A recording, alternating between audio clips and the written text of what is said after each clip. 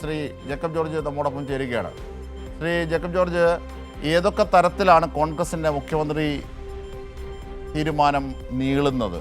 അതുണ്ടാക്കുന്ന അനിശ്ചിതത്വം എന്താണ് യഥാർത്ഥത്തിൽ നേതൃത്വത്തിന് മുന്നിലെ വലിയ പ്രതിസന്ധി? ആരെ പ്രഖ്യാപിച്ചാലും മറുപക്ഷം തെരുവിലിറങ്ങും. അതെ, തെരഞ്ഞെടുപ്പ് വളരെ ശക്തമായിട്ട് വിജയിച്ചു.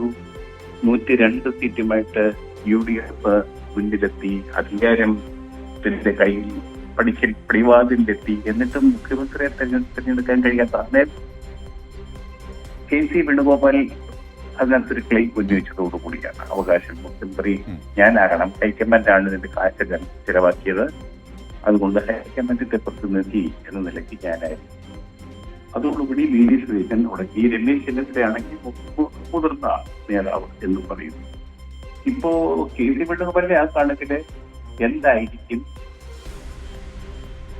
VD സതീശന്റെ നിലപാട്? അതൊരു വലിയ പ്രശ്നമാണ്.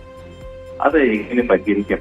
അത് അങ്ങനെയൊന്നും VD സതീശൻ പുതുമുറിയോ വഴുമുറിയോ ചെയ്യുന്ന ആളല്ല.